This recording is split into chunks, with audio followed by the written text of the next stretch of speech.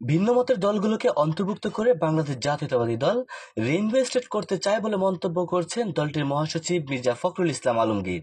জুলাই শহীদদের স্মরণে রোববার ২০ জুলাই রাজধানীর চন্দ্রিমা উদ্যানে আলোচনা সভায় এই মন্তব্য করেন তিনি।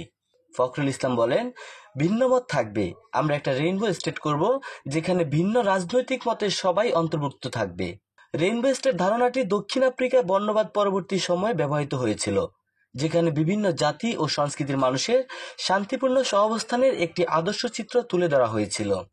জুলাই গণঅভ্যুত্থানে আহতদের চিকিৎসার ব্যবস্থা করতে বিএনপির পক্ষ থেকে একটি ফান্ড গঠন করা হবে বলেও জানান বিএনপি মহাসচিব। বিগত বছরে গুম হত্যা নিয়ে তিনি বলেন, ফ্যাসিস্ট শেখ হাসিনাকে কখনোই ক্ষমা করা যাবে না। তিনি মানবজাতির কলঙ্ক বলে উল্লেখ করেন। জুলাই অভ্যুত্থান প্রসঙ্গে ফখরুল ইসলাম বলেন, কোন দলের কতজনের জীবন গেছে জুলাই আন্দোলনে তা নিয়ে বিতর্ক করব না। প্রধান উপদেষ্টা ডক্টর মোহাম্মদ ইউনূসের প্রতিশ্রুতি ফেব্রুয়ারির মধ্যেই নির্বাচনের মাধ্যমে দেশে গণতন্ত্র উত্তরণের ভিত্তি পাবে বলে আশা প্রকাশ করেন তিনি। পরে চন্দ্রিমা উদ্যানে বৃক্ষরোপণের মধ্য দিয়ে সারা দেশে 10 লাখ গাছ রোপণ কর্মসূচির উদ্বোধন করেন বিএনপি মহাসচিব।